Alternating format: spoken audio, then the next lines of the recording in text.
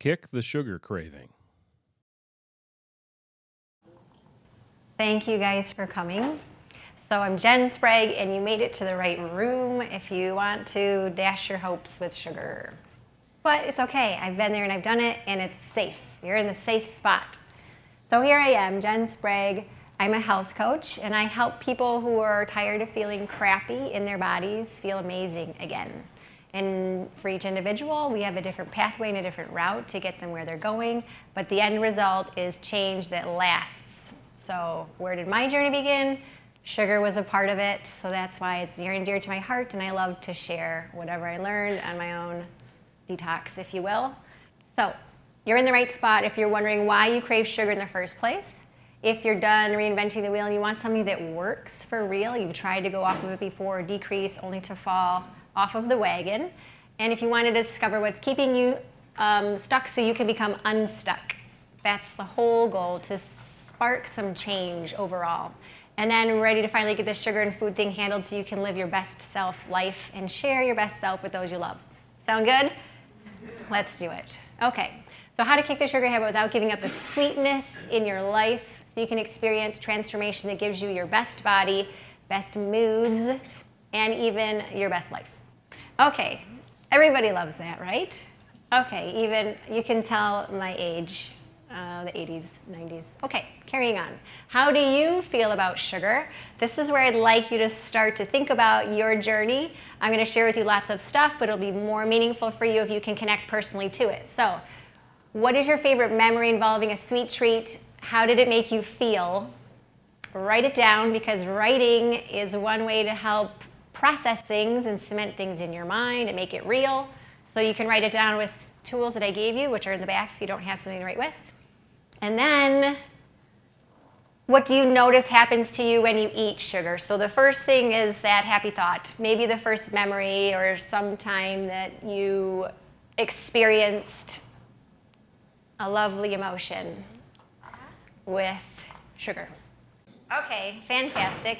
I just heard a lovely story from Denise, and it involves childhood memories, which mine do too, going for that evening drive to the candy store or the local store, getting some pop or a candy bar. Okay, so maybe you have something similar, but those emotions, right? The emotions are positive generally with my sweet treats. So what do we notice happens to you when you eat sugar? How do you feel right afterwards? Happy. How? Happy. Happy, right? Do you notice how you feel later? Right, I know. At least that's what they tell us we feel, right? There's something about this sugar crash. We might notice it, we might not. Okay, so good. We're online there. So we already did that. Good work. Okay, so here's my story. Do you see how intent I am there on that cake? I don't know where I found this picture, but I was like, geez, Jenny, you are focused. At any rate, I had a sweet tooth. There was, that was what I went to as a kid. I went for the sweets, and there's a story. There's a reason why. So here's my older brother, and that's my cute little younger brother, both still cute. About this age is when the adventures ensued. We lived kind of in the country, and there was this back trail that we would go through the woods, be along like this junkyard. We'd go through the trailer park. There's all sorts of danger around every corner, and we would get to the other side to the candy store, the general store, right? So for me, it was adventure, camaraderie with my brothers, kind of doing something maybe a little naughty, but then 45-cent candy bar a long time ago. And then I went through the phases, I'd only eat Milky Ways, I'd only have M&Ms, I'd only eat Three Musketeers, and I went through all of the candy bars for, I don't know. So that was my story, and I had a challenging relationship with my brother. It was love-hate for sure, but I always wanted to be close to him. So this was our bonding time. So for me, bonding, belonging, fun, adventure, that was sugar. That was get out of the humdrum or the drama and have fun. So that's my sugar story. And it led to this passion for what I have now, unleashing your best self. But there's a whole, if you can guess, dramatic story in between. And that is all of the pain, really, of the sugar addiction. It became an addiction for me, and I would use it to cope with stress, hard times, and it affected my immune system, my gut, And before this, I was a teacher for 15 years, science teacher. I graduated from U of M with a biology degree and went right into teaching. I thought it was fantastic, and it is. They're angels. But it was stressful, and I didn't realize I was under stress because it was just the only thing I knew as an adult. But it was that stress that led me to lean on sugar. That was my coping mechanism. Okay, so you're starting to see, like, for me, this is really important. It got me through like 15 years of teaching, and it wasn't until I realized that my digestion was messed up, and my brother said, "You are the sickest healthy person I know." And I was like, "You're right. Why can't I get myself together?" Because I've always loved health and nutrition. So there's my story. Okay, now we get to move on. So sugar, it's been around for a little while. Back in the day, humans evolved. We didn't have a lot of sugar. It was in vegetables and fruits. And then we have, finally a product with no added sugar, and it's a bag of sugar. So this is where we might find ourselves today, but there's a lot of history that goes along with it. So it was good for almost every part of our body. This is back in the 1800s when it first started to be produced. It started being distilled in India and then got spread to the European nations, and only the elite, the upper class, could enjoy it, but everybody was searching for it because this is what we originally thought of sugar. It's good for almost every part of the body, for the very young, for the very old, for the sick, and for the healthy. It cured and prevented illnesses, it refreshed the weary, invigorated the weak. Wow, it sounds amazing, yay, let's eat more sugar, right? Give me that when I was a kid and I'd be like, yes, that's permission to eat sugar for the rest of my life, right? So today's sugar is the third most important crop. And so you can see it's a very important part of our culture, and it's become that way, and the market and the industry drives a lot of research, and so there's been a lot of confusion and struggle for the last 30 or 40 years, maybe 50 years, since food really began getting processed. So sugar consumption, we're consuming 63 pounds of high fructose corn syrup per year per person, and 156 pounds of sugar in general, and sugar has fructose in it as well as glucose. So you can see from the 1820s, we used to naturally eat about 15 grams of sugar before sugar was refined, and now it's just kind of skyrocketed. So I was a science teacher, so I'm going to love graphs, so you're going to see some graphs. Yay! Sugar consumption and obesity. So looking here, we can see how obesity prevalence increase just shot right up there with our sugar consumption. And here we have calories from fat. When the USDA and the FDA mentioned that maybe we should stop eating fat, that's why people are getting fat. They did a lot of research, and there was lots of confusion and controversy. So we took their advice and tried to decrease our fat, but obesity increased. So it must not necessarily be the fat that's causing it. So we weigh about 25 pounds more now today than we did 25 years ago. So just profound. Okay. Diabetes, here's the other thing, right? So when we think about sugar and the happiness and all of the joy and the addictive qualities that we'll talk about, it's no wonder that it's become such an epidemic, and this is what it does to us. So I think this is such an interesting trend right here, the beginning of an epidemic. Wow, right? And then there's another graph. So diabetes increase. Any of those metabolic syndromes, oof, sugar is its best friend. So carb metabolism, sucrose, fructose, glucose, and ethanol. So from my science background, bear with me, there's going to be a little bit of science, yay, but I'll try to be speedy. And I know, right, just if you know a little bit about like biochemistry, you might be like, oh no, this is really bad. And if you don't know anything about it, you just might be like, oh, when is this over? But it's okay. It'll be quick-ish. Okay, bear with me. Okay, it's fun for Jenny. Okay, so here we go. We've got glucose and fructose. Just noticing there's 5 members here and 6 members here, and table sugar is just those two combined, bonded. Okay, so that's just not a big deal, but sometimes the visual is helpful when we're talking about the difference between them. And here's ethanol. Do we know what ethanol is? Anybody? Yes, alcohols, right? Like Maker's Mark or vodka, or in your wine or in your beer. So just noticing some similarities, carbon, hydrogen, oxygen, they're all carbohydrates, but they're metabolized differently, and that's why it's important to know how sugar screws up our bodies, makes us feel crappy. Okay, so sucrose and fructose, they're metabolized similarly because they're all carbohydrates to alcohol and metabolism, but Glucose is different. Glucose is the natural sugar that all of our cells use, and that's good. Glucose is what every living cell on the planet uses for energy. We need glucose. So if we're thinking about just little ride, thinking about maybe like 120 calories worth of each of the carbs, we'll see how they get metabolized differently. So glucose, if I eat like 2 slices of bread, it's just the glucose, that one molecule gets broken, the starches, which are just long chains of glucose that get broken down. 80% of them is utilized by the body. Insulin gets triggered to be released, and insulin tells all our cells, take in this energy, we need this energy. That's normal. And then about 20% goes to the liver, which most of it is stored as glycogen, which is just like a pantry for glucose. It's just storing the glucose for later. So that's okay, that's normal too. But then there's just a teeny tiny bit, maybe half of a calorie out of 120, that can be turned into VLDL, very low density lipids, which is fat. So glucose, not very much fat created. Most of it's just fueling our cells. Okay, then we have alcohol. And what is alcohol? Poison. It's poison. It's a toxin. Where is it mostly metabolized? In the liver, right? So 20% of it get used by our stomach, our intestines, the brain, the kidneys before the liver gets to it. So 20% is actually used for energy. And the effects of the brain are that 20% is what's causing the neurochemistry to change in your brain, so you have those drunk feelings. But then 80% goes to the liver and is converted to acetaldehyde, which aldehydes, anybody familiar with that word? Good or bad? Bad, not good, right? Causes aging, it's, bless you.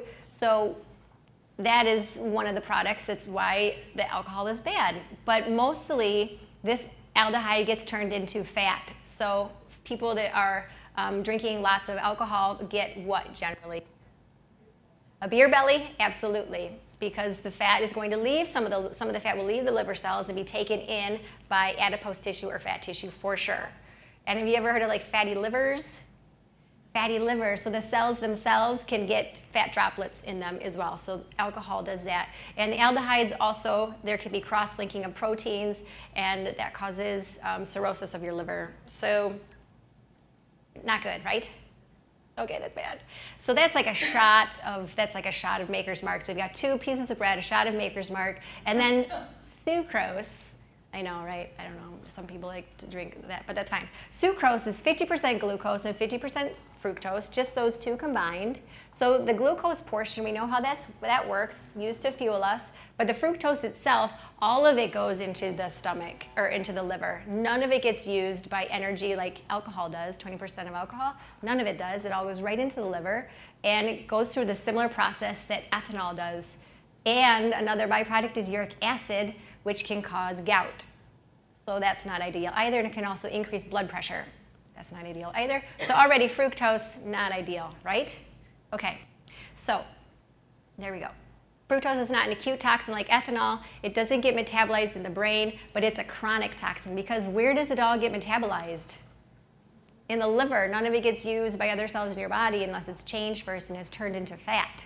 So beer belly, but also sugar, obesity, all of that. Okay, so fructose increase. Lipogenesis. Lipo, anybody? Yes, fat. Genesis? Yes, creating fat, right? So here, this is one of my favorites. They had some medical students, those lucky medical students. They fed them a whole bunch of glucose, and they watched their fat created in their liver, and then they fed them a whole bunch of fructose and watched the fat created in their liver, and you can see. I know, right? In 6 days or something, it like doubled their blood pressure and other things like that, which I should, anyways. Okay, so guinea pigs. All right, so LDL, heart disease, and sugar. So we're talking a little bit about diabetes so far. You can maybe start to get the picture on how sugar can cause fat creation. But this is the other picture. We're thinking about how did fat get such a bad rap in the 80s, and they told us to decrease our fat and sugar's okay. Because when that happened, they started loading all the processed food with sugar, because when you take the fat away, it doesn't taste good, right? So they added sugar, and then our obesity went up even more. So this was fascinating to me. I just learned a lot from Dr. Lustig, but there's lots of research everywhere, that there's different types of LDL, but the tests that we usually get when they test your cholesterol, it lumps both of these types together, so it's kind of hard to get an accurate picture of like, do you have the bad LDL or the okay LDL. So there's two kinds, large buoyant, and if you can imagine fluffy floating down the river, it's on top of the river, large buoyant LDL. It's not that bad as far as creating plaques on the surface, on the inside of your arteries or your veins. But the dense pattern B, these are the guys that get under the endothelial cells and can begin the plaques. And high triglycerides, which is a better indicator maybe of heart disease than LDL. So when your doctor wants to check you for cholesterol, that's fine. But also checking the triglycerides is maybe a better picture, more accurate. When the pattern B increases, it's associated with high triglycerides as well. Those two things together seem to be causing or correlated with heart disease.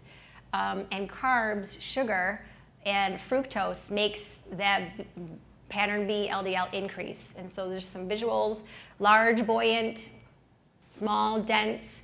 This is type 2 diabetes mellitus. So patients with that are more likely to have this kind of LDL in their bloodstream. And you can just imagine, these are the endothelial cells. It's just one cell thick. There's some fat over here and maybe some smooth muscle. But these edges right here, that's where those LDLs get under and can start to like wedge underneath cells and start to cause snags and make it not a smooth flow. And then plaques build up kind of like this. So you can have some cholesterol that's getting underneath, and that's how you get plaques. So sugar associated with high triglycerides, that's the fat coming out of your liver, that's when the sugar is created into fat. And then those low density, small buoyant or small dense lipids are the ones that cause all the problems. Good visual? Okay. So good, I know, right? Okay, good, thanks. All right, so here's another fascinating thing. Ethanol and fructose, similar side effects. If you can't read, that's totally fine. There's 12 things. Chronic ethanol, which is alcohol exposure, like somebody that is an alcoholic might experience some of these things. Lots of fructose, 8 out of the 12 things. So just bigger picture for yourself that eating lots of fructose or sucrose, table sugar, can have similar side effects to lots of ethanol alcohol exposure. So chronic exposure, this is that chronic toxin. It's not acute, it doesn't affect your brain, so it's off our radar, right? We don't think about it so much, but over time, lots of fructose, bad. Okay, and this is fun too, just a simple thing. Glucose, 80% used for fuel. Fructose, none. 20% of glucose in the liver is stored as glycogen, which is good. Only a teeny tiny bit, VLDL. But all of the fructose goes to the liver. This stimulates insulin and leptin, which we'll talk about when we think about like why do we get addicted to it. And fructose does not stimulate them. Insulin and leptin are what tell your body that you just ate and you can stop eating. So if you have a bunch of fructose, we keep eating. Even though we just consume like 150 calories in a pop, we keep eating. So then ghrelin, which is the hormone that says I'm hungry, glucose inhibits that, saying I just ate, you don't need to send ghrelin out anymore, we're not hungry anymore. But this does not inhibit ghrelin. So ghrelin is still saying feed me, feed me, feed me. And so glucose, normal, this is how we evolved to use energy, but metabolic syndrome, no. Okay, so Cedar Point all day, every day. Everybody likes Cedar Point. I know not everybody likes it, but we can pretend. Okay, products containing lots of sugar usually don't contain lots of fiber, fat, or protein, which we just talked about. So fiber, fat, and protein, they slow down the sugar absorption, so that's why we want fiber, fat, and protein. It's okay to have that balanced meal all at once. There's different traditions that might say like eat your fruits all together at once. The enzymes will be able to break them down nice and easy. It's for like a really super healthy gut that can process things in that way, which is wonderful. Otherwise, the fat and the protein help slow down the absorption, so when those nutrients aren't present, your blood sugar really spikes up like a roller coaster. That's where it comes from. So insulin, that blood sugar, you know, all that sugar that we eat when you eat a can of pop or a sugary drink, that sugar goes into your blood and that spikes the insulin. And the insulin will tell your cells to take in this energy, because there's really only about 2 teaspoons of sugar in your blood at any one time, but there's like 30 teaspoons in a can of pop, right? So lots of insulin released, get this sugar out of the blood, take it in, but sometimes too much insulin is released because there's such an explosion of sugar, and that's what causes like the dip in your energy. That's the crash. So insulin pulled out accidentally too much sugar from your bloodstream, and your brain is not have enough. And so you start to feel like foggy and whatnot. So the sugar high, lots of insulin, you drank it, and then this is what can look like. If we have sugar with fat and protein, there should be some normal dips after you eat. That's normal. Insulin will be released, normal sugar taken in. You'll be stable though. These are when we have refined foods, processed foods, lots of sugary foods. Good? Okay. So this is the other part. So our emotions, right? So we talked about like how good sugar makes me feel, and when I was a teacher and I was stressed out, I turned to the sugar for sure in the middle of the afternoon. What do we crave when we're down or we have a bad day?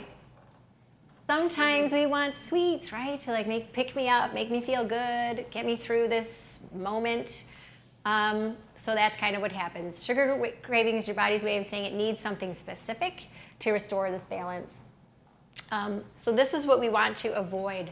We want to have a balance. So normal foods, the more unprocessed, the better, because it's coming with a fiber, it's coming with other nutrients. And if you eat this with fat and protein, there is protein.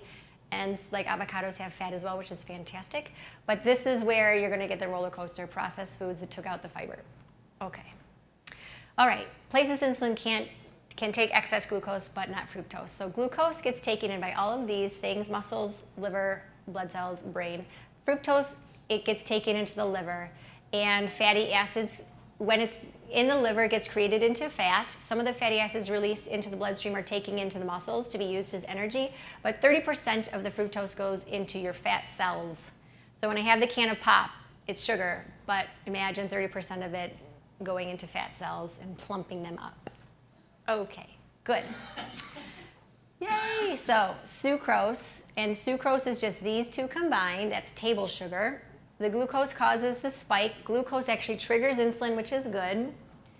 The fructose causes the reward center to remain on, though, because it doesn't allow ghrelin to be released, which says, I'm not hungry, or bless you. It doesn't allow ghrelin to be turned off, so you still feel like you're hungry, using us to eat, causing us to eat more sweets, because that feedback loop is mixed up.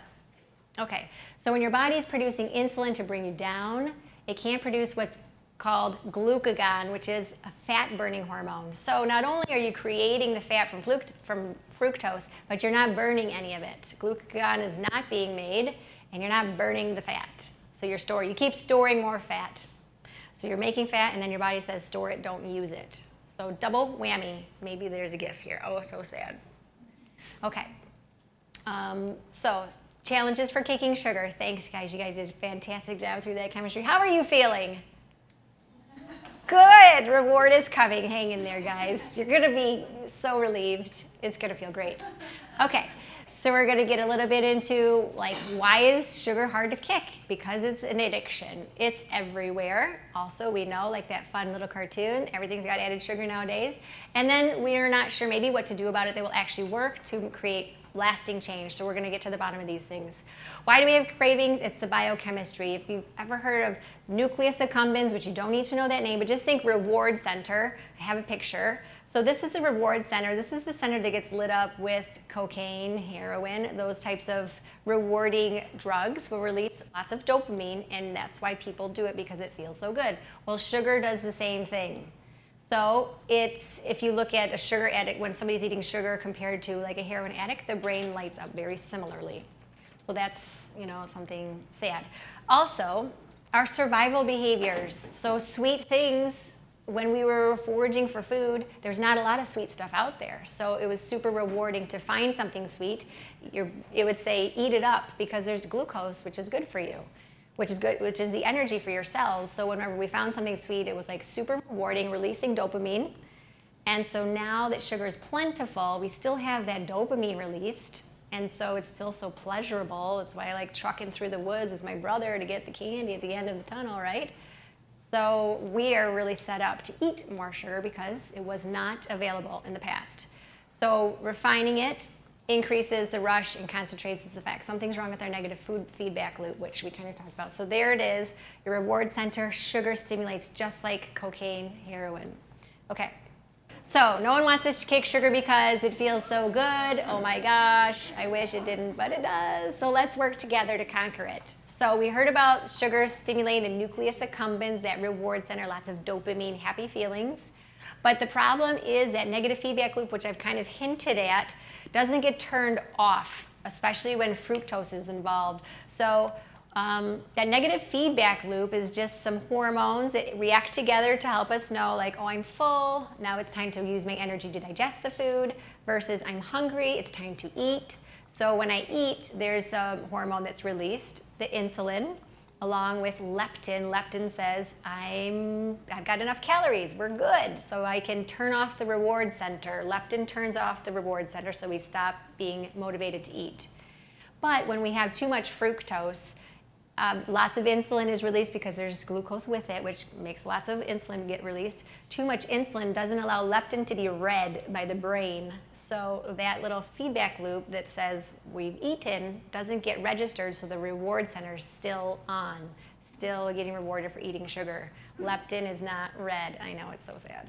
So that's one of the reasons why it's natural for us to be addicted to sugar and for us to not be able to kick it very easily.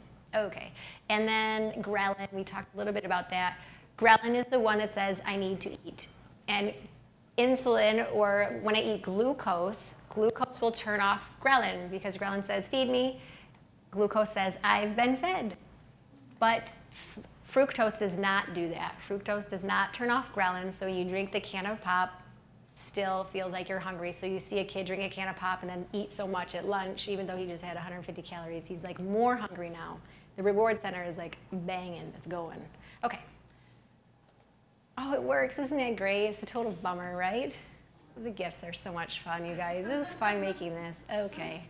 Also the 80s. Okay, so some things you can do for yourself to get rid of and over the addiction, which is what I had to do, a reset cleanse. This is experimenting with your body, and some of you maybe have already done this, nutritionists or other protocols, doctors or healthcare professionals asking you to remove some foods and see how you feel, right? So that's what I did several times for 30 days, cutting out sugar and other inflammatory foods, and it was hard, right? And at the end, I was so proud of myself. What did I do? I ate a whole bunch of sugar afterwards. So I was young, I didn't know what I was doing, right? But I was just like, I did it, and I was like, I didn't cheat at all, and then I did not get the purpose. So I did it again.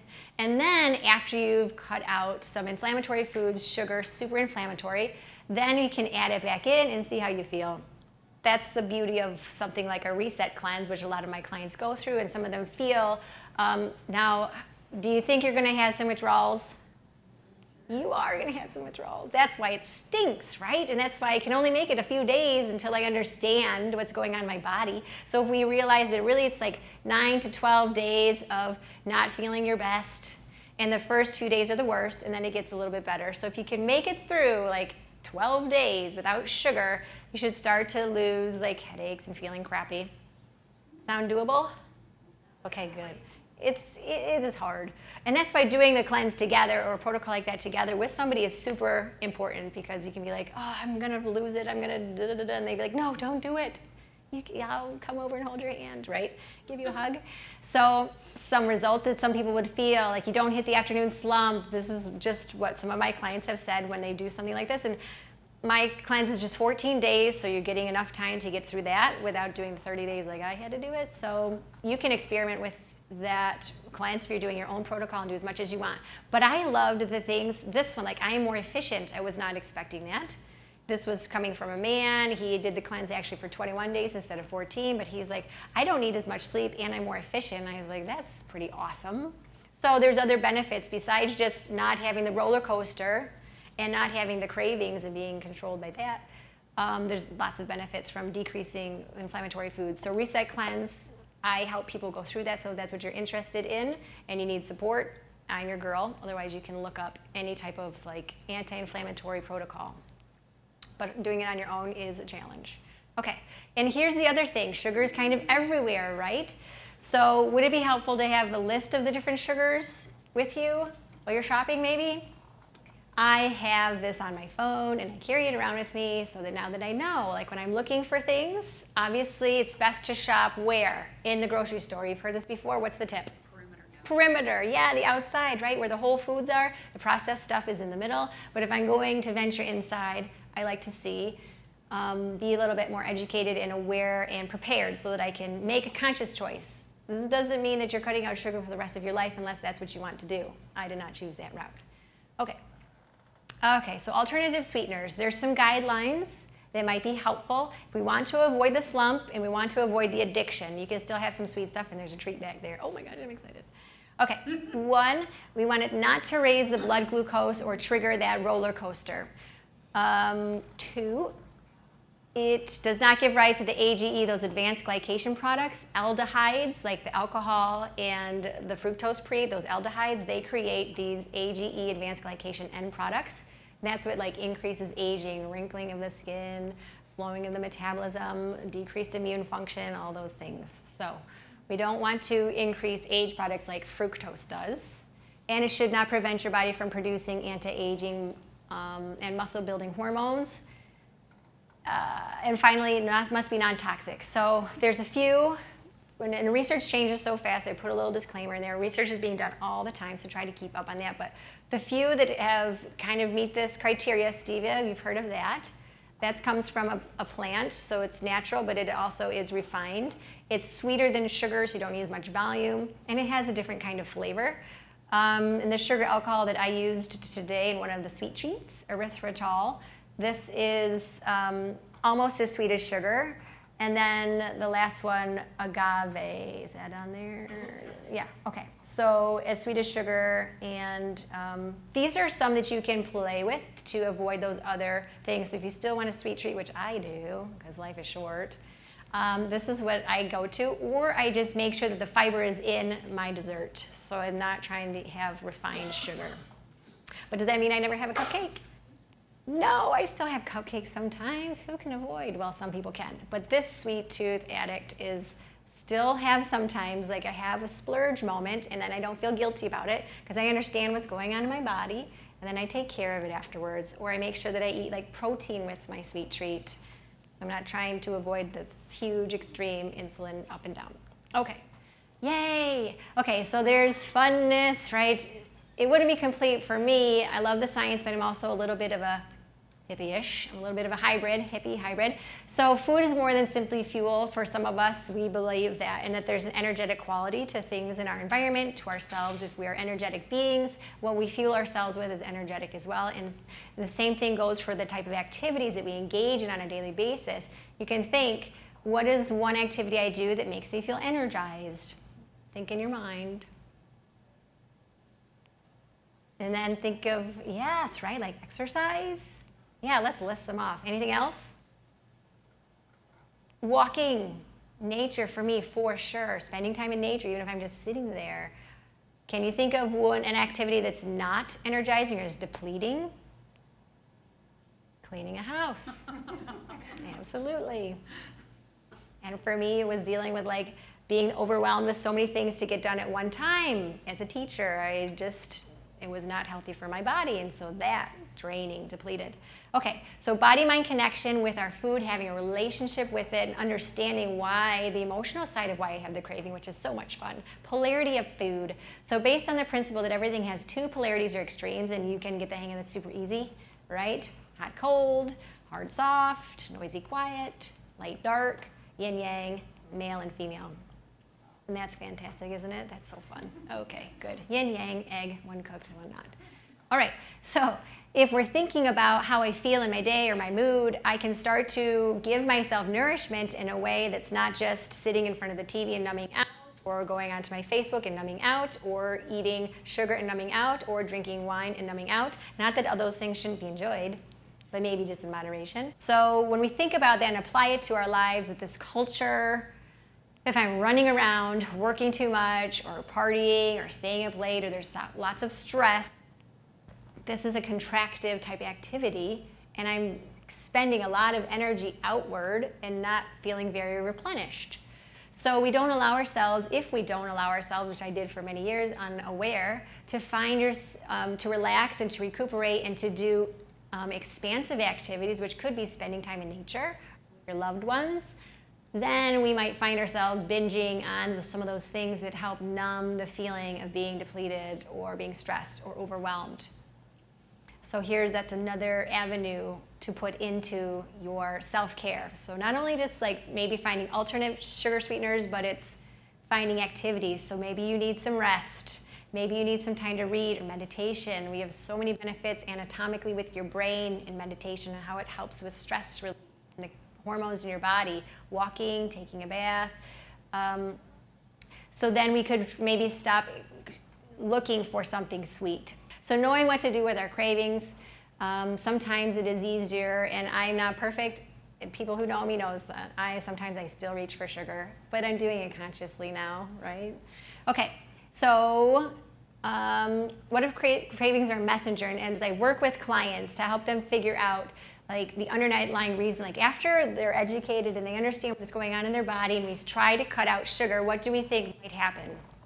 More often than not, just like dieters, 98% gain the weight back. People trying to get off sugar, change is hard. So we think about what that sugar craving is trying to tell us, because there's something underlying that maybe we need to deal with, and that's where health coaching, transformational coaching can come in, because it's more than just knowing what to do, but we'll get into that later. So sweetness for safety. I had a client who would do really great all day, but then she'd be at home at night reading or watching TV, and she would just get the cravings, the sweet cravings. And we finally understood, after doing some transformational work, that she was craving safety. So when it got dark outside, she was not married.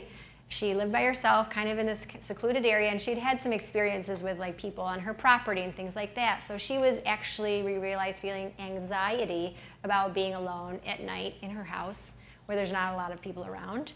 So we had to think about rewiring some of those beliefs. So experiences that she had in the past that caused her to feel that way, we'd have to go back and then logically think about where she is today and how she can feel safe. What can she do for herself to feel safe so that she doesn't need to, like, she would melt chocolate and dip strawberries, which is fantastic. She would also make s'mores, and she had a whole like process, and she was professional just like I was. And for me, it was my birthday candy drawer at work. So it evolved. So I was teaching for 15 years. There'd always be some sweets. I was active, so it wasn't like I was gaining like tons and tons of weight, although I did gain weight. But there would be the candy drawer, which I called the birthday candy drawer. So any kid that had a birthday, they got some candy, right? But it was for me. Like, fifth hour rolls around, I'd be like, oh, I need to get through. I'm like dragging, I don't have an energy, and so that was me, kids. Definitely my birthday candy drawer. So I had to figure out my story, and that's what brought me back to figuring out why candy made me feel safe, and in some cases loved, belonging. That's when I figured out that it was starting with my brothers, walking, and we would ride our bikes everywhere too, to the like penny candy store. And so uncovering that and figuring that out. Now when I get a craving, I ask myself, am I hungry? Do I need a break? Or do I need some love? In which I would, yes, do I need a hug? Do I need to call somebody that I know will, share love with me? So that's my story. Okay, so we're gonna focus on the solutions. Here we go.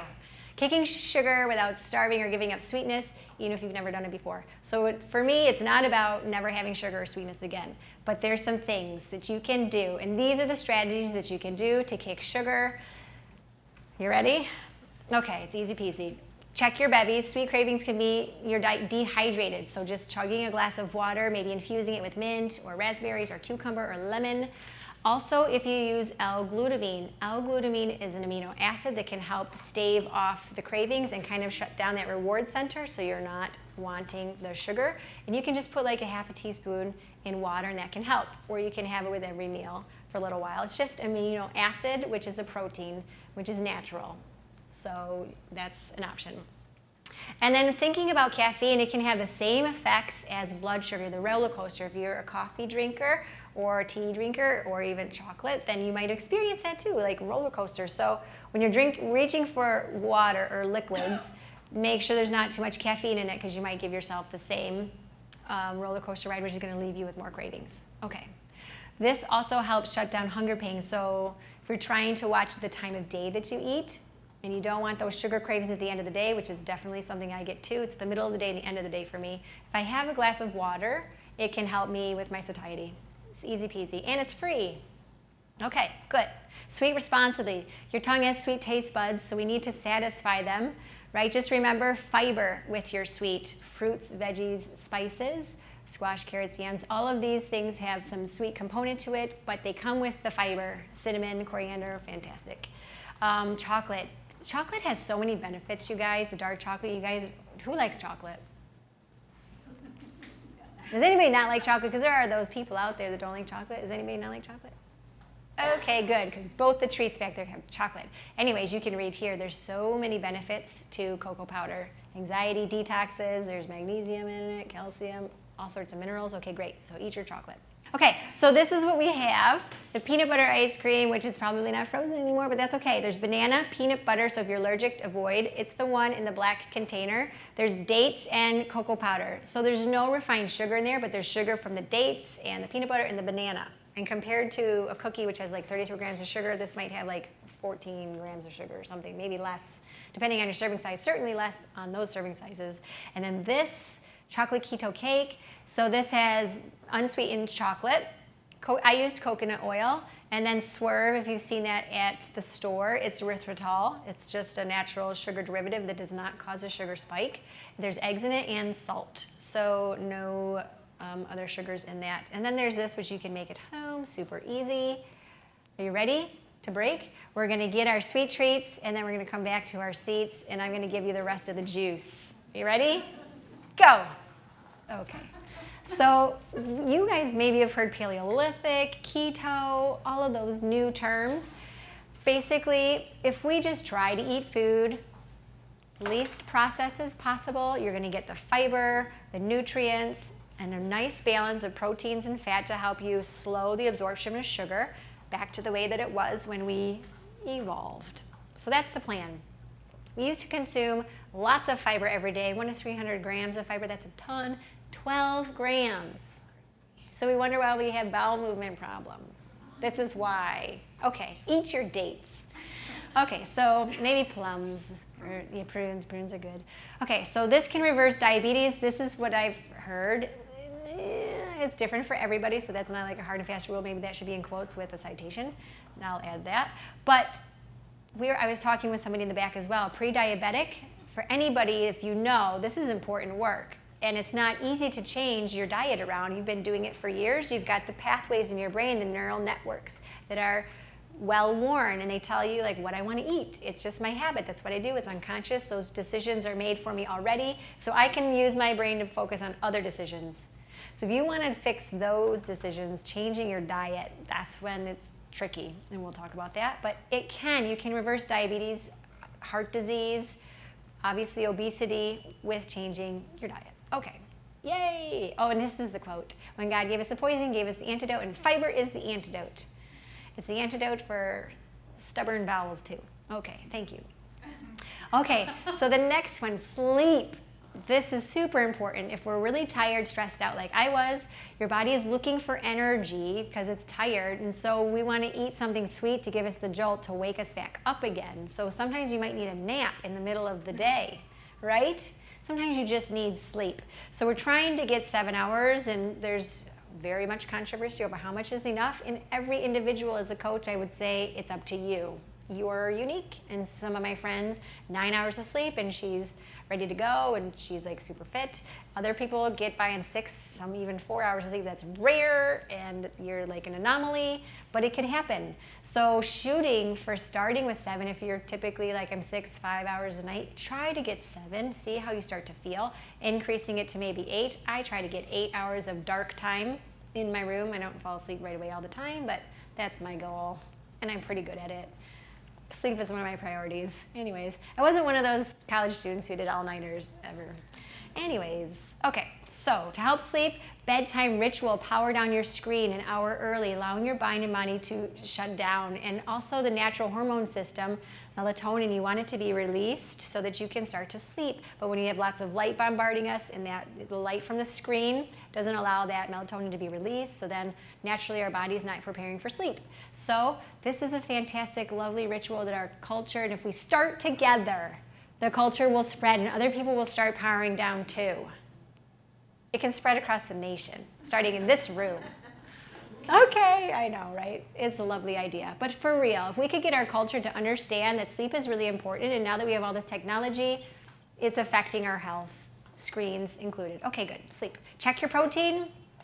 Fast way to calm sugar cravings is eating protein. It fills you up, keeps you satisfied. It decreases your cravings by inhibiting that nucleus accumbens in your brain, the dopamine release system. And it helps us know that we've eaten. So if you're low in protein, cravings can take over. So just keep that in mind. One of the first things I do, I like nuts. Maybe you don't like nuts, but I really enjoy nuts. So that's what I do. When I'm like, I want something sweet, I start with the nuts, and then usually I try to go outside. Those are my go-tos for when I'm just craving something terrible. Meal timing. This is a fun one. So many fun things. Okay, so there's Ayurveda, which is an important science for health. It was developed in India thousands and thousands of years ago, very ancient, but is thinking of our whole system. And we've realized that the metabolism is the highest in the middle of the day, height of the sun, height of our metabolism. So do you think that's a great time to digest food? It is a great time to digest food. So we should eat like a king at lunch. Biggest meal of the day. When do we usually eat it? At dinner, which is when we should eat like a pauper. I know, right? Simple things you can switch around, and that can have dramatic effects on your weight and your energy level. So one of my clients, she shifted this just 2 weeks ago. She usually would try to have a salad, and she's at work, and then she's starving by the time she gets home, and then she's alone, and her boyfriend's in the other side of the state, and she's like, oh. So she would eat a lot of food and have wine, craving the fact that she wanted to love her sweetie pie and that she was starving. So she just switched, and this was just in the last 2 weeks, eating a big meal at lunch, and she's like, holy cow, I lasted through the end of the day, and at the end of the day, I wasn't starving. She still wanted her sweetie, but then she was becoming aware of her alcohol too, and just this last time, Friday, she's like, I can drink, I'm a drinker. But Friday, she started drinking LaCroix, and she only had 2 glasses of wine that night. And she's like, that's new for me. She's like, I started to pay attention and notice how I felt, and I didn't like it. She's becoming aware. She's so excited. I know. Okay. So simple things. So eating your medium-sized meal in the morning, waking up your metabolism, eating a big meal in the middle of the day, and at night eating smallest meal, hopefully before 7. This can be tricky if you're going to bed late because you're going to get hungry again, but that's when you need to slam the water. You want to go to bed on an empty tummy. Detoxification happens then. So if you're digesting a meal, which sometimes I do this, and I'm just like, I'm starving, I'm going to eat food, I still have some more work to do. And sometimes I do, maybe one night of the week I'll eat before bed. It's not ideal, and I know it's not good. But I'm human, so that's okay. I try not to feel guilty about it. But I'm usually eating dried fruit and nuts, so I try and it's not a little bit less guilty. Okay, so this would be nice to avoid snacking because, sweet and salty ones increase cravings too, but your stomach also needs a little bit of a break. If you're constantly digesting all day, that's energy being used here all day and not here, right? So it's nice to eat, let it digest. Your body has the stores to sustain you for hours, so then you give your belly a break. But some people actually do need their hypoglycemic. They need to eat 5 times a day. They should eat 5 times a day. Okay, great. Sniff out that low-fat and fat-free foods, because what did they do when they took out the fat? They added the sugar because it tastes like crap, right? It doesn't taste good without the fat. Fat tastes great. Remove as much processed food from your diet as you can because the fiber has been removed, and this can help eliminate that roller coaster cravings with your blood sugar. Easy peasy. Keep a food journal. Oh my gosh, it's so amazing how journaling not only helps you learn, but it helps you lose weight, 50% more weight when you just log what you eat. It's like holding yourself accountable. I don't want to write down that I had 6 handfuls of nuts. I want to write down that I had 2 handfuls of nuts. So then I'm eating more consciously. Consciousness is the key.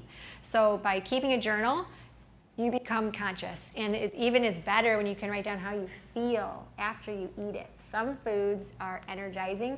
Some foods that are healthy make us feel less energized, and that's unique to you. So if somebody's eating kale all the time, I just feel like poop. Maybe kale's not good for you, So this is a very important thing that I deal with clients all the time. Reframing health is not one size fits all. That's why there's so many diets out there. Some work for some people, some work for others, and your job is to know yourself. Know thyself. It's my favorite quote. Okay, good. So food journal is fantastic. And then amino acids, that L-glutamine we were talking about, this is essential amino acid, which just means it's a protein. Proteins are natural. There's 21 amino acids out there. Maybe they're going to find more. But this is just one of those amino acids. So this can help you lose weight, improve blood sugar. It helps with diabetes, but it alleviates those cravings. It's helping to shut down the reward center. So super duper. I've heard 500 grams. You can look at articles on the internet. 500 grams, like for meals, will help shut off the reward center. Or if you just put a teaspoon in where you're getting the craving and drink it in your water, that can help too. Okay, you can make lemonade without sugar. All right. Okay, moving on. Or into a shake. Shakes are fantastic. I love my shakes. Okay, move yourself. This is important, right? Movement, it's not about like when people want to lose weight, they're like, oh, I just need to exercise more. Does that work? No, it's like 20% movement and 80% what you eat and who you're being when you eat. If you're stressed out when you're eating, digestion is crappy too. But moving yourself does other things besides burn calories. It's everything else that's good for you. It helps with your blood pressure. It helps with your mood. Neurotransmitters are released that help boost your mood and give stamina. Helps with the cardiovascular system, of course. So there's so many benefits for moving, and this could just be walks. It doesn't have to be like hours at the gym. Some of us don't have an hour ever to go to the gym, and it's going to be 10 minutes in the morning, 10 minutes at lunch, 10 minutes after dinner, and that's great. So just moving reduces these two things. This is why I needed it as like a teacher when I didn't realize what was going on in my body. Cortisol and norepinephrine from stress is reduced by moving yourself. So it helps to quell. I've read studies, you guys, that cortisol being out of whack in your body is worse than smoking. So stress is worse than smoking. That's important to understand. And for me, it took like a decade to realize that I was stressed out and it was messing up my digestion, my brain was foggy, and I was getting sick all the time. And it was because of stress. So moving yourself helps to de-stress. Yes, such a great thing. And then the last one, post-meal rituals. So I don't know about you, but I really do want a sweet at the end of the meal. I really do want it. I tried to do it without it, and I can go without it, but I don't like it. So desserts can signal the end of a meal for me. It's like a reward. Sometimes I eat the meal just so I can have the dessert. And that's just the way it is for me. So then we have options back here. And even sometimes I just pull out the dates and I have like 2 or 3 dates and I don't have time to make something, and that's so good. And I'll tell a kid that, and I was like, no, I want my Milky Way, but you know, at any rate, this is how I've been able to make new neuronal pathways in my brain because I was eating like dark chocolate covered cherries. Sometimes that would be my dinner. I'd get home from school, I would have some, I'd be doing things around the house, I'd have some more, doing things, and then I'd be like, I'm not hungry. I'd be like, I just ate dinner out of my chocolate covered cherries.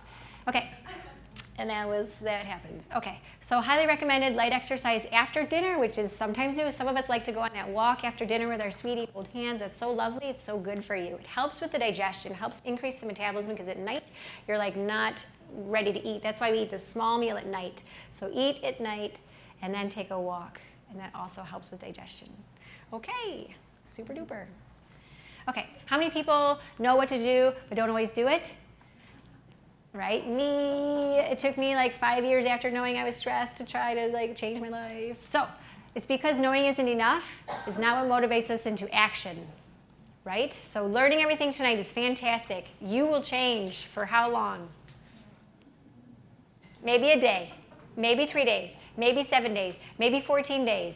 But eventually, like me, you might fall off. And there's reasons for this. So knowing what to do is why changing is hard. So if we think about our brain, there's 3 different components, and in order for change to last, you need all 3 going in the same direction. So we have the rational brain. Rationally, right now you're sitting in your chair and being like, fructose is not good for me. Fiber is good for me, right? Emotional brain, I am tired of feeling like crap. I want to feel happy more. And then you have this reptile brain. Change is not safe. I have been alive for however many years. I'm still living, so change equals bad.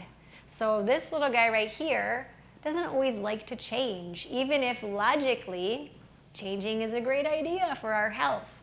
This reptilian brain it's good because in the past, whatever kept us alive has been successful because I'm still here. So in the past, when we're like searching for food, we would go back and go to the same place. We don't change. We look at the same place. That's where the plant grows. That's where I'm going to look for it. Danger, the same kind of animals. They're dangerous. I stay away from them. So we just need to understand all three of these brains and get them going in the same direction for change to happen long term. And then there's this whole subconscious thing going on with the actual neural pathways. When neurons, nerve cells, your brain cells connect together to create a signal. My signal for reaching for my drawer every day during 5th hour was really strong. I did that many, many days. So if you imagine your brain is like a jungle and there's pathways hacked through the jungle, those pathways are my habits. And the deeper the habit, the deeper the groove, the deeper the connection, the more neurons that are connected in the same way, the stronger the habit is. And the easier it is for me not to think about that anymore. So if I have a habit of brushing my teeth in the morning, I want that to be a strong habit. Easy peasy, right? So that's a benefit. We cannot have to worry about remembering to brush my teeth every morning. It's something I do. But if something I do is like reaching for the candy drawer every day, right? So that's the other component of change. It's sticking with something long enough to create new pathways that become stronger than the old pathway. And that doesn't happen in 14 days, which is usually how long it takes for us to fall off the track and go back to our old habits. And then we feel crappy about ourselves, which is so sad. We need compassion. Okay, so that's why we need to make this time different. Someone to encourage our progress. You guys, this is me. Someone to kick you in the butt when we make poor choices. This is what I do, and I love it because I'm so nice. You know, it's like fun. But also connection with community. So there's reasons why 98% of people don't lose weight and keep it off. When they try to do it by themselves, which is challenging, trying to stick with something long enough to make a new pathway is near impossible. And we think about why people live a long time. It's because one of the two things, TED Talk, that I learned this, is community, our connections with each other, supporting each other, right? Having people show us the good about ourselves. A lot of times we just look at the bad, right? Needing some light to shine on what's going well, what do I do well, but also to help me when I need to change and be like, no, no, no, remember your commitment to yourself? I'm here to support you. I'll make you some spaghetti with zucchini noodles instead of carbohydrate noodles, right? So this is important, and this is another thing that comes with coaching. It's like what I do. I like to connect, and I create the relationship where trust is felt, and so we can be together figuring out what the reptile brain is doing to sabotage you. Okay, so when blocks keep showing up, they might have trouble changing because that new state might threaten something, and this is that subconscious part. We need to feel love, safety, and belonging in order to move forward out of our comfort zone. Nothing happens until you move out of your comfort zone, right? We do the same things, we expect the same results. It's crazy to do the same thing and expect a different result. So this is just that. When we don't feel love, safety, or belonging, we're not going to do something new. So that's where coaching comes in too. It's underlying, figuring out she's sitting at dark, it's dark, she's by herself in the house, she's feeling unsafe. She had no idea that was going on, right? Together we uncovered it. So this is where blocks come in. Like logically, I understood for years sugar was bad for me. I didn't know to the extent it was, but I kept doing it, right? Okay, so conditioned beliefs shape our identity, and this is what we need to address sometimes if we can't fix ourselves on our own. And some people can. There's this, like 2 to 5% of people that do. So this is the purpose of transformational coaching. This is my love story. This is what I uncovered, so many layers to my own sugar drama, and then I've like built a way for me to live in coexistence with sweetness, which I've shared with some of it with you today, which I hope you enjoyed. Okay, so there, look at how cute we are, right? This is my brother and I, love, safety, and belonging. This is why we would trek through the woods. If you just imagine going out here and then going right back there, like for a mile or more, that's where the candy store was. So we would be, you know, belonging together and having fun. So understanding that was part of my puzzle, and I was thankful when a coach helped me figure this out. Okay. And useful information, making lasting transformation. So this is where we talked about you can be disciplined for a while, but then without these two, the system doesn't work because we can't stick with it. So that's coaching. And for me, this is like, I just love dogs, but for me, like my love affair, I'm thankful for what I've learned. I'm more aware in my body, but it takes diligence. I'm constantly checking myself. Like I have those nights when I'm eating like the nuts in like 6 dates instead of like 2, you know? And I'm like, I'm aware, but I'm asking myself, what's going on, Jen? I really just need to go to bed, you know? Okay, questions? Yay! We got no time for questions. Thanks, guys. This program was recorded on June 5th, 2019, at the Ann Arbor District Library.